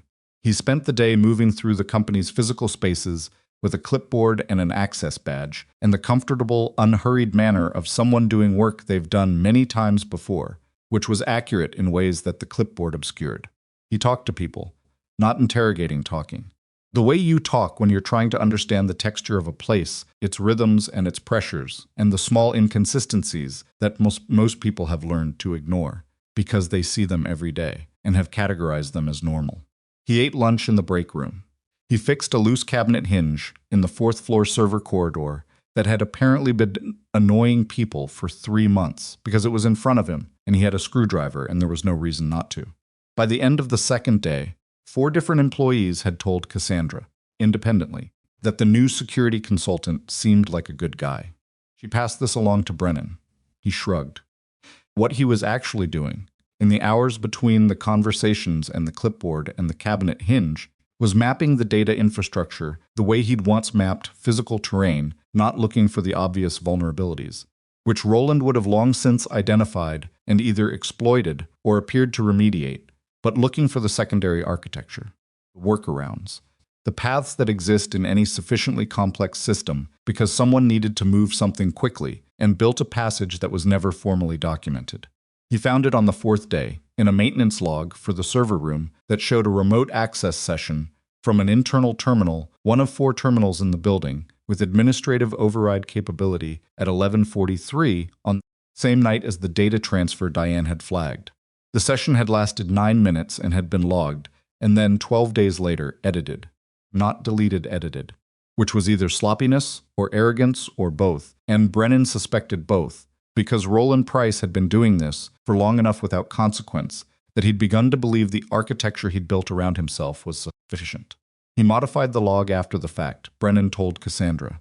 They were in her office, door closed, the city visible through the window behind her in the late afternoon. Not enough to erase it entirely, he'd have needed a different level of access for that, and he apparently didn't want to request it without triggering a flag. So he changed the session duration and the file paths accessed, which he had the authority to do. What he didn't account for is that Diane's system captures a checksum at the time of each log entry. The modified log and the original checksum don't match. Cassandra looked at him across the desk. That's prosecutable? With a competent digital forensics team, yes. It establishes that the log was altered after the fact, which establishes consciousness of guilt. He paused. I'm not a prosecutor, but Fitch's people will know what to do with it. She nodded. Called Fitch that evening and Brennan walked him through the technical specifics by phone, while Cassandra sat at her desk and listened to Brennan explain complicated things in plain language, with the particular patience of someone who learned a long time ago that clarity is not the same thing as condescension. Fitch was quiet through most of it. At the end, he said, "This accelerates the timeline." "How much?" Cassandra asked. "We were looking at another 3 weeks minimum," Fitch said. "This brings it closer to 10 days, maybe less." "Roland's going to move before then," Brennan said. "Explain that," Fitch said. "He knows the cafe operation failed. He knows the data wasn't recovered. He's been watching the security review, and he'll have noticed the personnel involved and assessed the risk level. He's been patient because he had the shell structure and the timeline on his side, but that window is closing and he knows it." A pause. "The man outside Tessa's school wasn't a warning to slow me down. It was a test to see how I'd react. He's been gathering information. He'll have a contingency that doesn't require the digital route." The line was quiet for a moment. Then Fitch said, "What kind of contingency?" "Direct access," Brennan said, to Cassandra. Cassandra looked at him. He was looking at the window, not at her, with the expression she'd come to recognize as the one he wore when he was 2 or 3 moves ahead of the current conversation and was deciding how much of it to share. "He needs something he can use immediately," Brennan continued. "The digital operation was elegant, clean, deniable, low risk. What comes next won't be any of those things. Which means it'll come fast, and it won't look like what it is until it's too late." "What do you recommend?" Fitch asked. "Don't change anything visible," Brennan said. "But get your people positioned, and give me 48 hours. Fitch hesitated. Federal investigators are not structurally comfortable with the concept of giving an unlicensed civilian 48 hours to operate inside an active investigation. Cassandra could hear the hesitation through the phone clearly enough that she almost interceded. Then Fitch said, 48 hours, and ended the call, and she understood that whatever Fitch had found out about Brennan Voss in the weeks since the café incident had settled certain questions about the reliability of his judgment. The 48 hours began that night, and they were not peaceful. Brennan installed a secondary monitoring protocol on the 3 building entry points that Roland used most regularly, not surveillance equipment, nothing that required a warrant, just a simple notification system tied to the building's existing badge reader infrastructure that sent a text to Brennan's phone each time Roland's badge was scanned outside of regular business hours. It was the kind of thing that was well within the scope of what a contracted security consultant could legitimately implement, which was why Brennan had structured his access agreement to include it 3 days before he knew for certain he'd need it. He went home to Tessa at 7 each evening. This was not negotiable, and he hadn't discussed it. He simply left at 7, regardless of what was in progress, and went home to make dinner or order it, depending on the state of the refrigerator, and sit with his daughter while she did homework, and ask about her day in the way that she'd actually answer, rather than the way that got him one-word responses. He was aware that this compartmentalization was imperfect. He was also aware that it was necessary, because the version of himself that Tessa needed in the evenings was not the version running threat assessments in Cassandra's building, and keeping those 2 versions from bleeding into each other required a deliberate and effortful boundary. On the second evening of the 48 hours, Tessa looked up from her homework and said, "Are you working on something dangerous?" He was at the stove. He turned around. She was looking at him with the direct, unceremonious gaze of a child who has grown up paying close attention to an adult and has consequently developed a reasonably accurate read of when that adult is not fully present. "Why do you ask that?" he said. "Because you're stirring the pasta and you're not looking at it," she said. "You always look at it." He turned back to the pot and looked at the pasta. Then he turned off the burner and put the lid on and came to the table and sat down across from her. "I'm doing some work for someone," he said. "It's complicated work, but I'm being careful. Are you going to keep doing it after this job is done?" He considered the question honestly, which she deserved. "I don't know yet," he said. She looked at him for a moment. Then she picked up her pencil and went back to her homework. "Okay," she said. He watched her for a second. "That's it? Just okay?" She shrugged without looking up. "You said you're being careful. You don't lie to me." He looked at his daughter's bent head, her braided hair, the careful way she was working through a math problem that was evidently not cooperating, and felt something that didn't have a clean name, not pride exactly. Not just love something. That was the accumulated weight of every morning and every evening and every small conversation they'd had in 4 years of building a life that was nothing like what he'd come from, and everything like what he'd chosen. "I don't lie to you," he agreed. The badge reader notification came at 11:17 on the second night. Brennan was awake. He'd been awake for most of the past 2 nights, not from anxiety but from the particular alertness that his body still defaulted to when a situation had reached the phase that preceded resolution. He looked at his phone. Roland's badge. It's the secondary parking structure entrance. 11:17 was not unusual for senior leadership with demanding jobs, except that Roland's building access records for the previous 6 years showed a consistent pattern of departure between 6 and 7 in the evenings, with only 4 exceptions in that entire period. Tonight was the 5th. Brennan dressed quickly, quietly, and sent 3 texts. 1 to Fitch, 1 to Cassandra, 1 to his neighbor, a retired teacher named Mrs. Adelic, who had, over 4 years of occasional necessity, become the person Brennan trusted with Tessa when he needed someone he could actually trust. Mrs. Adelic replied in 90 seconds, which was remarkable at 11:17. But she was the kind of person who slept lightly and answered quickly, and had never once made Brennan feel like he owed her an explanation. He was in his car 11 minutes after the notification. The Wycliffe Dynamics building was 22 minutes from his apartment at this hour. He drove it in 16 and parked 2 blocks away in a side street and walked the rest on foot, which was both habit and calculation he needed to approach without announcing himself to anyone who might be watching the building's exterior. And driving directly to the entrance was the kind of thing that got noticed in the particular quiet of a waterfront district at 11:30 at night. The building's loading dock entrance, accessible from the alley on the building's north face, had not been part of his initial security mapping because it was used exclusively by facilities staff and was on a different badge system than the main building. He'd added it to his assessment on the 3rd day, when he'd noticed that the secondary system had a firmware version 3 iterations behind the primary, and therefore had a synchronization lag that created a brief window during which the access record and the physical door state were not aligned. He'd noted it. He hadn't mentioned it to Roland's facilities contact, who would have notified Roland. Came through the loading dock at 11:41 and took the stairs rather than the elevator, and was on the 6th floor where Roland's office occupied the southeast corner by 11:47. Roland was not in his office. Brennan stood in the dim hallway and adjusted. He'd expected the office. The man was here for something, and the most logical something was in his office, either retrieving something he needed for the next phase of the operation, or destroying something that the tightening investigation might eventually reach. The office was empty, the door locked, which told him Roland was either still in the building making his way there, or had gone somewhere else first. He thought about what else Roland would need. He thought about Fitch saying the next operation won't be digital. He thought about Cassandra's building access. The 6th floor. The server room on 4. The executive conference room on 7, where Cassandra held her most sensitive meetings, where the whiteboard sometimes still had notes from conversations that hadn't been photographed and erased yet. He thought about Cassandra herself. He pulled out his phone.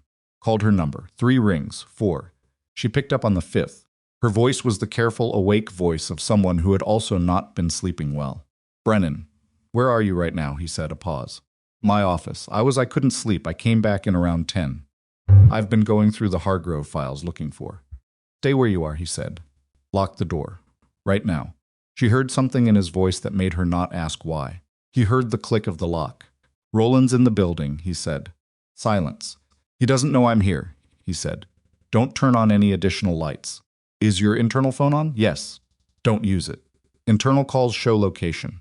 Just stay on with me." He was moving back toward the stairwell as he spoke, recalculating. If Roland had known Cassandra was in the building, her badge would have shown on whatever monitoring Roland had access to, then Roland hadn't come for the files in his office. He'd come for a conversation that wasn't available during business hours, kind where no one else was present and the terms were his.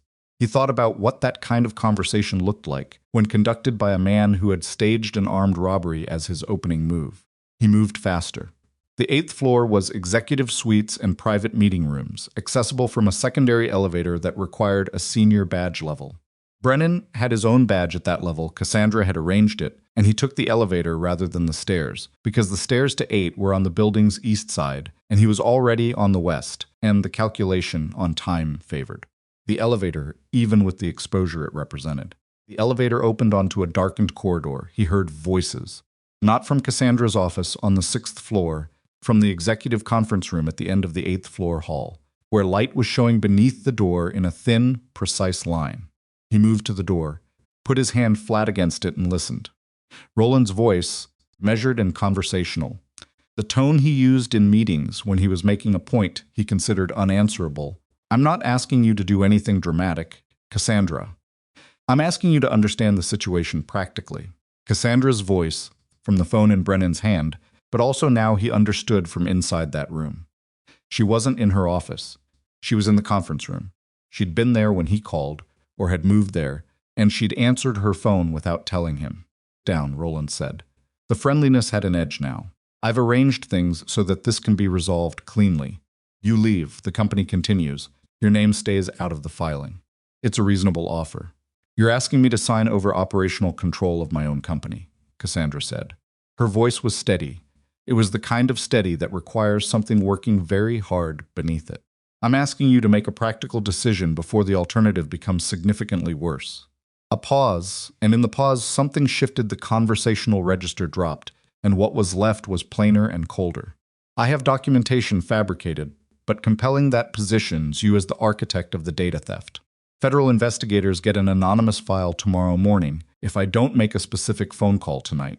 You spend the next 3 years in a very expensive legal situation that destroys the company regardless of the outcome. Brennan was already in the room.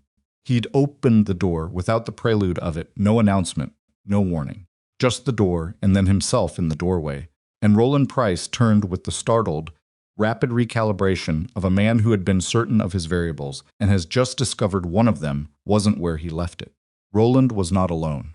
There was a second man in the room standing near the window, heavy-set, with the particular watchful positioning of someone whose job was to make sure conversations reached their intended conclusions. He moved when Brennan entered. Brennan registered him, assessed him, and filed him in the column of manageable complications. Brennan Voss, Roland said. He recovered faster than most people would have. 6 years of professional composure is difficult to entirely abandon. Security consultant. The word had a slight inflection on it, not quite contempt. She did mention she'd brought someone in. She did, Brennan said. He stepped fully into the room and let the door swing closed behind him. He looked at Cassandra. She was standing at the far end of the conference table, her phone still in her hand, her face arranged into the kind of expression that is doing a great deal of structural work. You okay? Fine, she said. The word came out clipped. She meant it. He looked at Roland. Roland was reading him the way intelligent people read unfamiliar situations quickly, looking for the angle that explains the presence. He would have accessed whatever background Brennan had provided for the security consultant paperwork. A name, a work history, references that were legitimate within their frame but shallow in the way that covers always are when you know what to look for. You're not actually a security consultant, Roland said. I'm consulting on security, Brennan said. That's close enough. Who are you? Someone who's been in this building for 4 days learning things you'd rather I hadn't learned, Brennan said. The log modification was careful. Not careful enough. Something moved in Roland's face. Not fear he was past the reach of simple fear, or had convinced himself he was. Something more calculating. An assessment of the new variable and its implications. Whatever you think you've found, Roland said, it doesn't change the situation in this room right now. No, Brennan said. It doesn't. Roland moved his hand slightly, and the man by the window moved in response to the particular coordinated language of a prior arrangement, and Brennan had already factored this in, had already decided the order of the next several seconds based on what the man's position and posture, and the way he'd moved when Brennan entered the room, told him about what the man was and wasn't capable of. He did not move yet. He stood in the center of the room and looked at Roland Price. You want to hear something interesting? Brennan said. Roland regarded him warily. I transmitted everything we've documented, the log modification, the shell company network, the transfer records, the partial plate on the man outside Tessa's school, to Gerald Fitch's field office at 10:58 tonight, Brennan said. Before I came here, before I knew you were in the building, he paused. Not because I'm clever. Because I learned a long time ago that the most dangerous thing you can do in a complicated situation is go in as the only person who has the information. Roland's face changed. Slowly, the way the face changes when something that has been held in balance by a specific belief loses that support. So whatever happens in this room, Brennan continued, The federal case continues without requiring anything from me or from Cassandra. It existed before this conversation started. It'll exist when it's over. Roland looked at him for a long moment. Cassandra. His voice had changed. The conversational warmth was entirely gone, and so was the professional register. And what was left was raw, the sound of someone recalculating from a position that has just become significantly worse than he'd planned for. He looked at her. The documentation I mentioned. If federal investigators receive it, they already have it, Cassandra said. Roland looked at her. I've been recording this conversation since you asked me to sit down, she said. She set her phone on the table. The small red light that had been active since Roland began speaking about documentation and anonymous filings was visible now that she wasn't shielding it. Not because Brennan told me to. Because when I saw your badge on the building entry log at 11:17 and realized you were here, I understood what kind of conversation we were about to have. The room was very quiet. The man by the window had stopped moving. He was reading the situation with the professional assessment of someone who gets paid for a specific task and is now calculating whether the task's parameters still make sense. Whatever he concluded, he stayed where he was. Roland looked at the phone on the table. He looked at Brennan. He looked at Cassandra. He looked at the window, which was 40 feet above the alley, and not a practical option by any measure. And then something in him completed its collapse, not dramatically, not with the theatrical breakdown of a villain in a film, but in the particular quiet way of someone who has maintained a complex construction for years and felt it become suddenly untenable.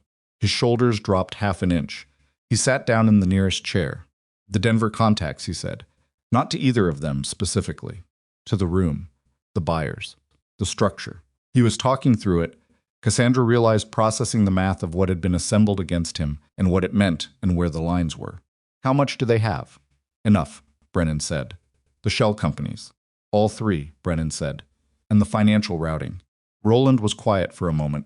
Then he said, and his voice had lost all its remaining professional polish, and what was left was something more human and more tired. I built this over 3 years. I was careful. You were, Cassandra said. There was nothing gentle in her voice, and nothing cruel either.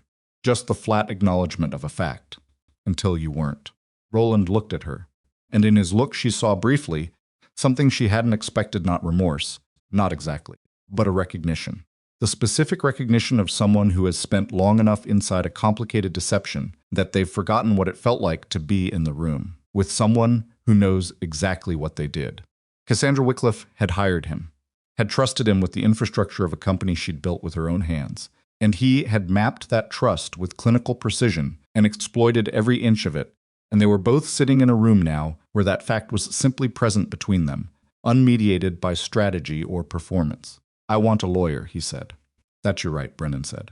He picked up his phone and called Fitch. Police arrived 18 minutes later, not the Bellhaven PD, but federal agents. 4 of them, which told Cassandra that Fitch had been closer than the field office when Brennan's 10:58 transmission arrived. They were efficient and professional, and they read Roland his rights in the conference room, while Cassandra stood at the window and looked out at the dark waterfront and listened to the particular procedural language of an arrest being made, correctly by the right people with the right documentation. Roland's associate, the man by the window, was detained separately and walked out first. He hadn't said a single word the entire time, which Cassandra found somehow more unsettling than anything Roland had said. When they were gone, the conference room was very quiet. Brennan leaned against the wall, near the door, with his arms crossed, and looked at Cassandra. She was still at the window. The waterfront was dark and still, and the city beyond it was doing the regular, indifferent work of existing in the middle of a Wednesday night.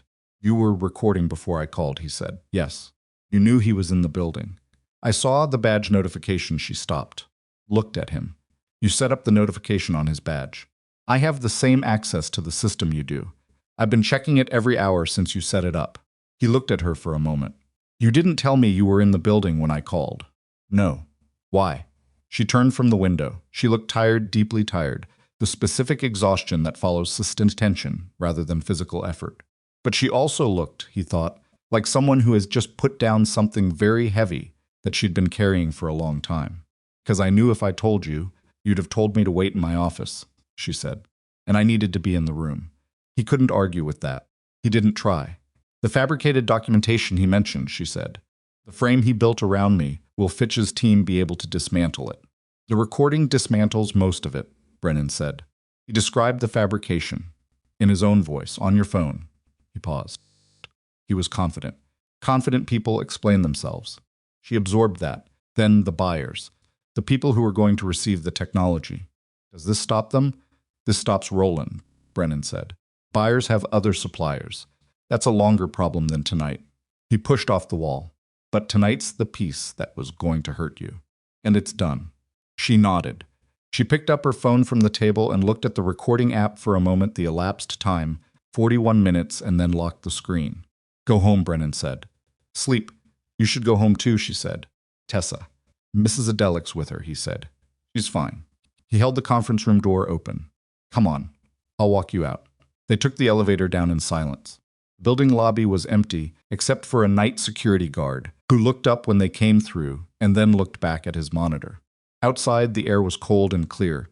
The rain had held off tonight, for once, and the waterfront was open under a sky that was doing its best with the limited material available to it. They stood on the sidewalk. Brennan, Cassandra said. He looked at her. The work you did in there, she said. The 4 days, the log, the monitoring system, the way you transmitted everything before you walked in. She paused. You didn't have to come back. I know, he said. You came back because of Tessa, she said. Because of the man outside her school. He was quiet for a moment. The waterfront moved quietly behind them, the way water does when nothing is required of it. Partly, he said, but also because what he was doing was wrong, and I was in a position to do something about it. He looked at her steadily. Those two things don't always line up. When they do, the choice is simpler than people make it sound. He held that. He put his hands in his jacket pockets, the worn navy jacket, the frayed cuff, unchanged from the Tuesday morning she'd first seen him across a café, and he looked down the empty waterfront street and said, Go home, Cassandra. She went. He stayed on the sidewalk for another minute after her car pulled away, in the cold and the quiet, and he thought about a man he'd once been who had walked into rooms like that conference room as a matter of professional routine, and about the 4 years he'd spent building a distance from that man, and about whether tonight had collapsed that distance, or simply clarified that the distance had never been quite what he'd imagined it was. He didn't arrive at a clean answer. He hadn't expected to. He went to his car, and he drove home, and he stood in the doorway of Tessa's room for long enough to confirm she was asleep. And then he went to the kitchen and made coffee he didn't need, and sat at the table until the sky outside the window began to change its mind about the dark, and he let the night finish itself around him. The federal indictment was filed on a Thursday morning, 6 days after Roland Price was walked out of the Wycliffe Dynamics building by 4 agents who had been waiting, as Brennan had correctly read, considerably closer than the field office. Cassandra learned the details in stages, the way these things always unfold, not in a single clean revelation, but in the accumulated drip of information that federal investigators release when they're ready, and not a moment before. The indictment named Roland on 7 counts, including corporate espionage, wire fraud, and conspiracy to transfer restricted defense technology to foreign nationals. The shell company network, all 3 entities, was frozen within 48 hours of the arrest. The Denver contact, a man named Stellan Marsh who had operated as the primary broker between Roland and the Eastern European buyers, was arrested 4 days later at an airport in Vancouver attempting to board a flight to Zurich with a carry-on bag that contained 3 encrypted drives and enough documentation to add another 4 counts to the federal case. Fitch called Cassandra personally when Marsh was taken. He said, in the understated way that had become familiar, the network is effectively closed. He paused. Your name is clean, completely, she thanked him. She sat at her desk for a long time after the call ended and looked at the city through her office window and thought about 6 years. About the 6 years Roland Price had sat in meetings and reviewed budgets and offered measured, competent input and built his alternative architecture piece by piece in the spaces between all of it, with the patience of someone who understood that the best place to hide something is inside the ordinary. She thought about how much trust she had extended across those 6 years, without understanding that trust extended carelessly is not a virtue but a liability dressed up as one. That thought sat with her, uncomfortably. She didn't try to resolve it quickly, because she'd learned by now that the things worth understanding don't resolve quickly, and pretending they do just means you carry the unresolved version into your next decision without knowing it's there. The internal audit took 3 weeks. Diane Sutherland ran it with the focused, comprehensive intensity of someone who has been handed a professional problem that is also a personal offense, and the results were thorough enough that Fitch's team used them to supplement the federal filing. 2 members of Rowland's operational team were found to have known about the data transfers, not architects of the scheme, but aware of it, which was its own category of damage. They were let go. The rest of the staff was not. Cassandra addressed the full company in the main conference room on a Wednesday afternoon, 3 weeks after the arrest. She stood at the front of the room without notes and said what had happened in plain language and did not soften it. She said that someone who had held significant trust in the organization had betrayed it, and that the betrayal had been serious and that it had been caught. She said that the company's foundation was intact and the legal situation was resolved, and that the work they did mattered and would continue. She said she was not going to pretend that it had been a clean year, because it hadn't been, and because the people in the room deserved the real version. When she finished, Marcus Leland started clapping. Nobody had planned it. It simply happened, and then most of the room was doing it. And Cassandra stood at the front and felt, under the gratitude, the particular complicated weight of a person who has just been reminded that other people's faith in you is not an uncomplicated gift. It comes with a cost. The cost is that you have to be worth it, not once, but continuously, in ways that aren't always visible or rewarded. She wasn't certain she'd always manage that. She intended to try harder. Brennan's contract as security consultant officially ended on the last day of the audit. Cassandra's HR department processed the closeout paperwork and issued the final payment, and Brennan deposited it and used part of it to replace the water heater in his apartment that had been threatening to fail since February, and part of it to pay down a debt he'd been carrying since the winter before.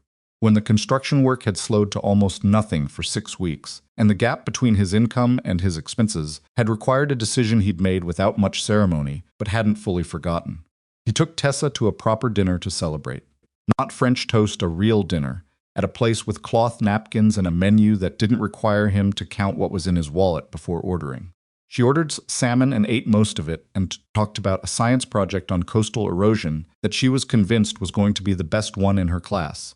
With the particular focused confidence of a child who has correctly assessed her own capabilities and doesn't yet feel the need to pretend otherwise. Brennan watched her talk and ate his food and thought about what it meant that this specific table, this specific conversation, his daughter's voice explaining the mechanics of longshore drift with the enthusiasm of genuine interest was what he'd built his life around, walking away from the other thing to protect. It was not glamorous. It did not have the voltage of the work he'd once done, the particular high-frequency intensity of operating in environments where every variable mattered and the margin for error was essentially zero. But it was real in a way that the other thing had sometimes struggled to be. It was something he could reach out and touch. He thought about the conference room on the 8th floor and the way he'd walked through that door without announcement, and Roland Price had turned around, and he thought about whether he'd hesitated, whether some part of him, in the hallway with his hand on the door, had found the pull of the familiar, the old competence, the specific readiness of a man about to step into a volatile situation with a clear operational picture, had found it something other than distasteful. He was honest with himself about the answer. The pull was there. It had always been there. Leaving something doesn't make it stop existing inside you. It just means you've decided that its costs outweigh what it gives you, and you hold that decision against the pull each time the pull arrives. And you keep choosing. 4 years of choosing. The choice doesn't get easier exactly. You just get more practiced at making it. He and Cassandra had coffee twice in the weeks after the audit closed. Not meetings coffee, in the ordinary way of 2 people who have been through something together and discovered, in the aftermath, that the other person is worth talking to outside of the specific context that brought them into contact. First time was at a café near her office, chosen without ceremony, and they sat for an hour and talked about the case, and then, gradually, about other things. The second time was longer. They walked along the waterfront after, in weather that had finally decided to commit to something resembling autumn, and Cassandra talked about her brother Daniel and what it had been like to rebuild the company, after his death had removed the person she'd most relied on for honest feedback. She said she'd been flying without that for 3 years, and hadn't fully understood what she was missing until recently. Brennan didn't offer a parallel personal disclosure in return, because that wasn't how he worked, and she'd already understood that about him. But he listened in the way of someone who is actually listening rather than waiting for their turn to speak. And at one point, he said, Daniel would have liked knowing his name mattered. In that context, she looked at him. You knew him. I knew of him, Brennan said.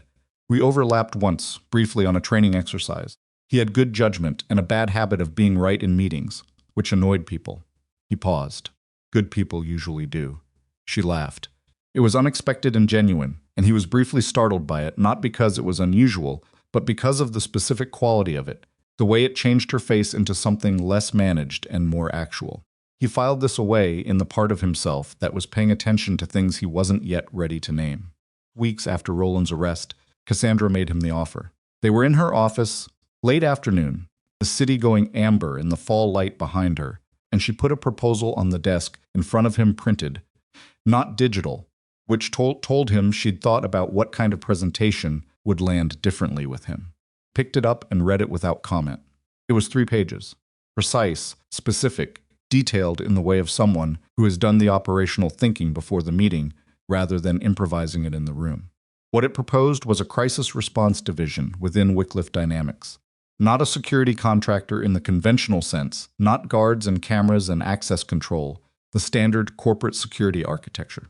What Cassandra was proposing was a team of people with specific crisis competency backgrounds, veterans, paramedics, former search and rescue specialists, firefighters, people who had spent careers operating in high-stakes environments and had then, for various reasons, found themselves trying to translate those capabilities into a civilian world that had limited formal structures for receiving them.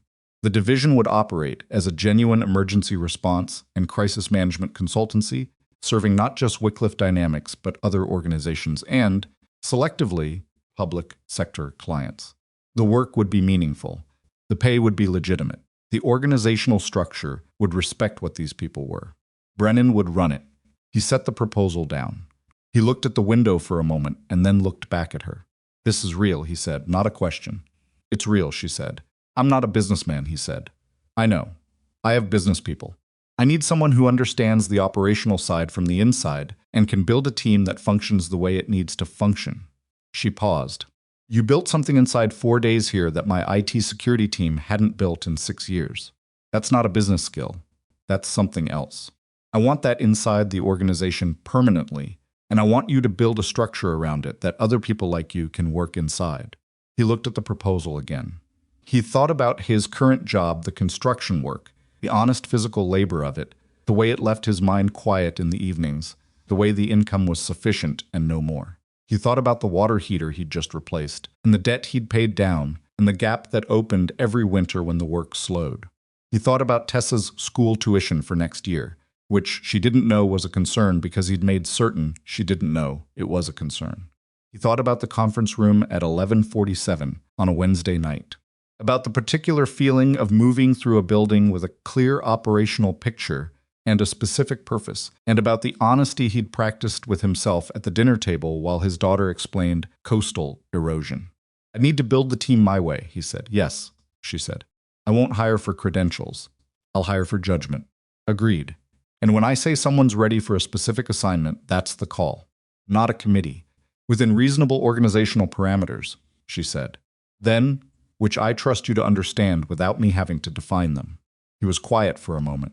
I'd need an office with a window, he said. Not because I care about windows. Because Tessa thinks offices without windows are depressing, and she'll visit. Cassandra looked at him for a moment, then she said, I'll get you a corner office.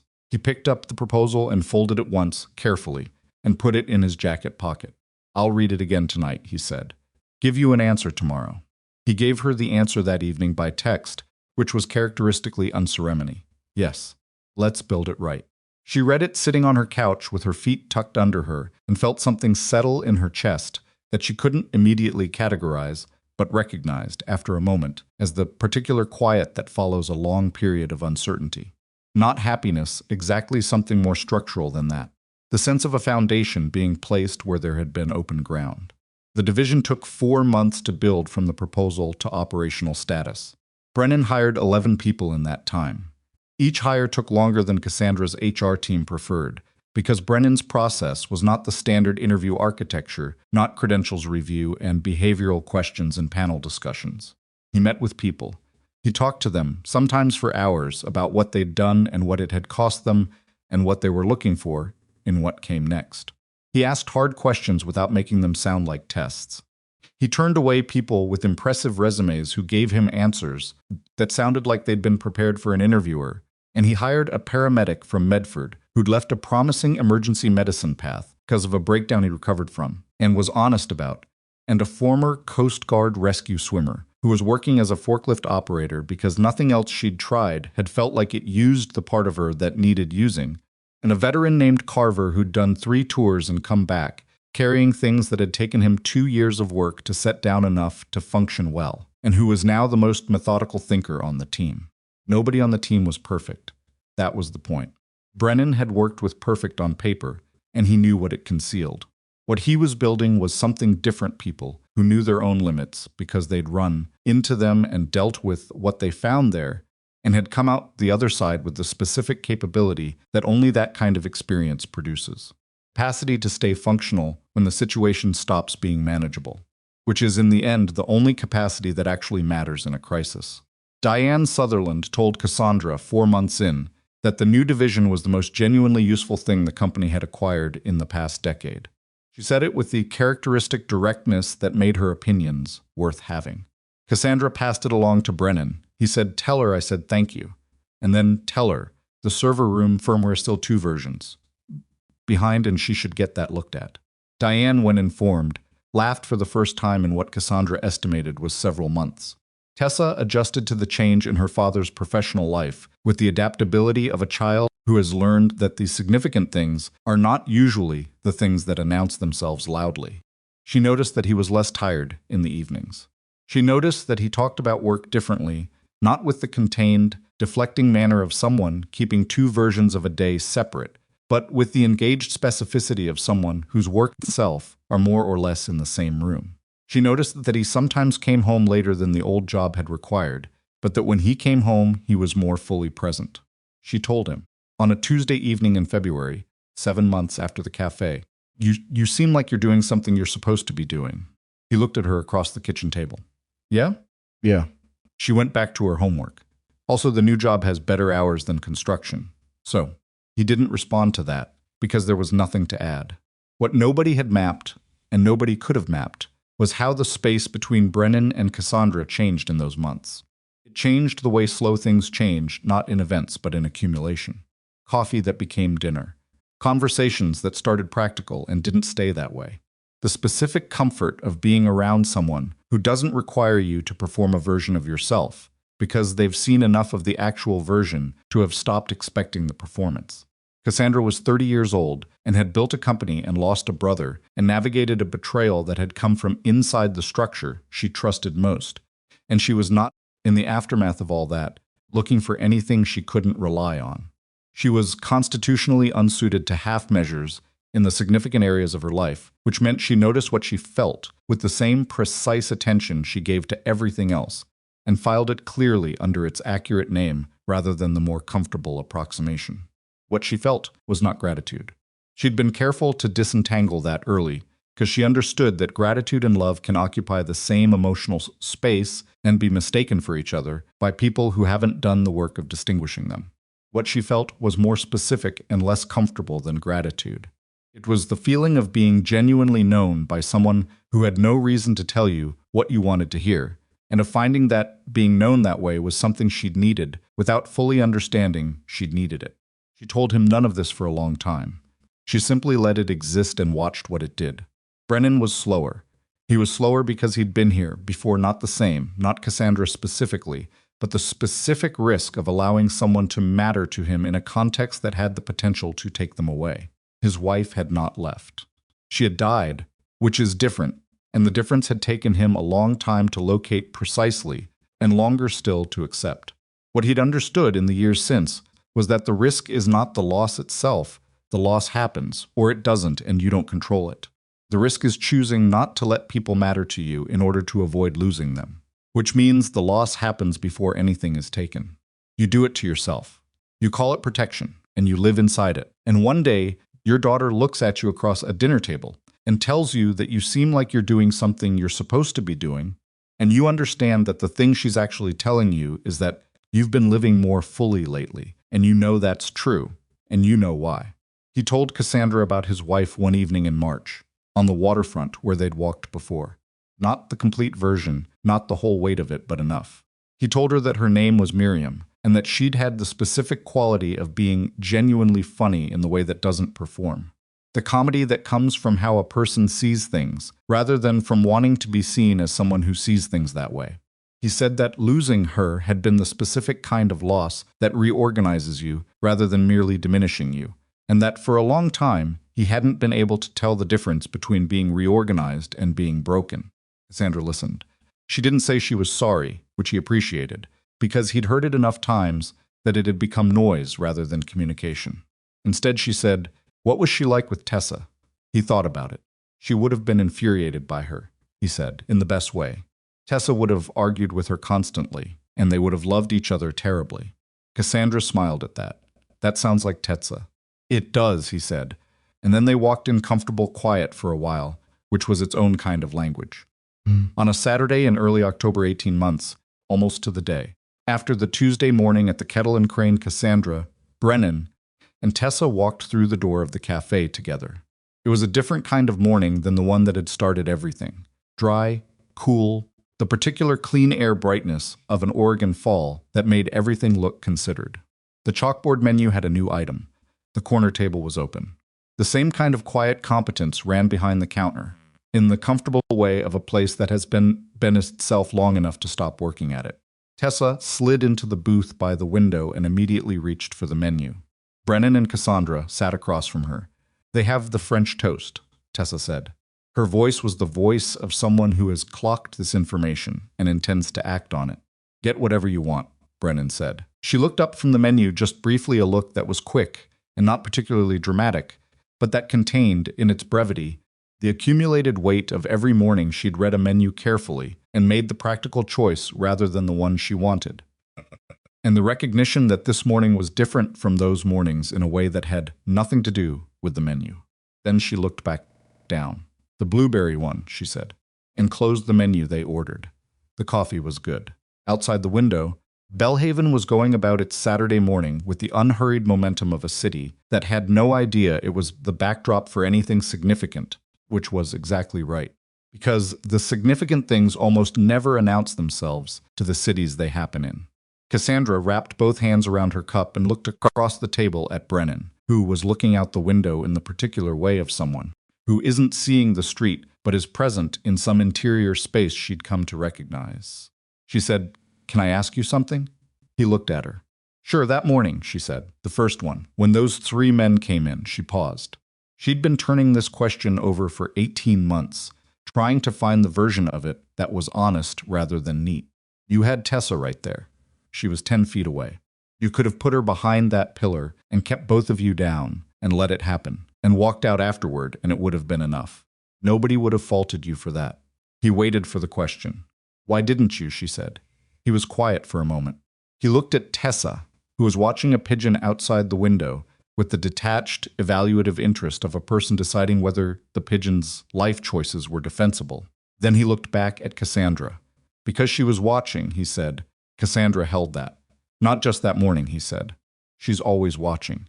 That's what kids do. They watch, and they build their picture of how the world works and what people do inside it. What I do when things get hard is part of what she's building. He paused. I didn't want her picture to include a version of her father who looked away because it was safer. Cassandra thought about that. She thought about the specific version of courage that doesn't require an audience, that is, in fact, more committed to the absence of an audience, more interested in being a certain kind of person than in being seen as one. She thought about how rare that was, and how different from the performed version that crowds the space where the real thing should be. She's going to be remarkable, Cassandra said, quietly. Not flattery. She already is, Brennan said. The question is whether I'll manage to stay out of her way while she figures that out. Tessa looked away from the pigeon and back at them. Are you guys talking about me? Yes, Brennan said. What were you saying? That you're remarkable, he said. She considered this with the measured skepticism of someone being told something she suspects is true, but isn't sure whether to accept without evidence. Then the pigeon outside is also remarkable, she said. He's been eating the same piece of bread for 4 minutes and somehow making it last. Cassandra laughed. Brennan said, "You can learn a lot from a patient pigeon." "Is that a metaphor?" Tessa asked. "Might be," he said. The French toast arrived. Tessa ate it with the systematic satisfaction of something long deferred finally delivered, which is one of the better human experiences and one that doesn't improve with description. Cassandra drank her coffee and looked at the two of them and felt the particular quiet she'd felt the night she got Brennan's text, the sense of a foundation placed where there had been open ground but wider now, settled, deeper, less contingent. She understood that life doesn't actually resolve the way stories suggest it does. The buyers in the Eastern European market had other suppliers. The world that had produced Roland Price continued to produce people like Roland Price, and the structures that enabled them continued to require vigilance that was never quite finished. Cassandra's company was intact, and her name was clear. But the work of building something trustworthy from the inside out was not a project with a completion date. It was a practice. It asked something of you every day, and the asking didn't stop. She understood that Brennan would carry what he carried, what the years of that work had put in him, and what losing Miriam had added, and the specific weight of being the only parent to a person who deserved everything he had, and then some for the rest of his life. He would not put it down. You don't put that kind of weight down. You learn to distribute it differently. You find people who can help you carry it without taking it from you, which is the important distinction. She understood that she was still learning, at 30, what trust actually requires. Not the extension of access and responsibility. To people who present well, she'd done that, and it had cost her. Real trust, the kind built from honest attention over time, from watching how a person behaves when the situation offers them an easy way to behave differently, from watching someone count $4 in a café and leave it anyway for someone else's meal. These were not comfortable understandings. They didn't resolve into anything simple. But she'd found, in the past 18 months, that the things worth understanding rarely do, and that, sitting with that, with the unresolved, the ongoing, perpetually incomplete work of being a person trying to do right by other people, was not a failure of resolution. It was just what it actually looks like. And that, being in the company of someone who understood the same thing, who had arrived at the same understanding through a completely different route, and hadn't softened it into something easier to carry. That was the specific and irreplaceable thing she'd found without looking for it on a rainy Tuesday morning when she'd pushed through a cafe door, looking for a quiet table, and 45 minutes without anyone requiring anything of her. They got married the following June, on a Saturday afternoon, beside a lake 40 minutes outside Belhaven, in a ceremony that had 23 people in attendance. Because Brennan had said specifically that if there were more than 25, he would lose his ability to feel the gravity of what was happening, and he intended to feel it fully. Cassandra had agreed, which surprised her coordinator and nobody else. Tessa stood between them during the vows. This had been her idea, stated to Brennan approximately 10 days before the ceremony, with the matter-of-fact directness that characterized her most important communications. "I want to stand between you, not off to the side." He'd said that was exactly right and had not elaborated, because she hadn't needed elaboration. The lake was still. The mountains in the distance were doing what mountains do, which is exist with massive, indifferent patience in ways that make human ceremonies feel both very small and very significant at the same time. 23 people present had the particular quiet of people who understand they're watching something real happen, which is different from the festive noise of a larger gathering and, on that afternoon, exactly what the moment required. When it was done, Tessa looked up at both of them and said, with the precise economy of a person who has decided that the moment has been sufficiently honored, "Okay, good." And then she walked toward the table with the food on it, because she was 11, and the emotional weight of significant events had a reliable ceiling with her, and Brennan watched her go, with the expression of a man who has been given, repeatedly, and in ways he did not always deserve, more than he expected the world to offer him. Cassandra took his hand. He looked at her. "Okay," she said. "Good." He didn't say anything for a moment. He looked at the lake and at Tessa, who was now interrogating Mrs.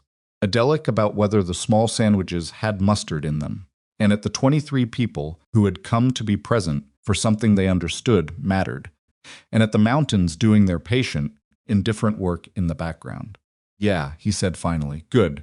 There's a thing that people sometimes say about strength, that it announces itself. You can tell a strong person, when you see one, by what they carry and how they carry it, and the space they occupy when they walk into a room.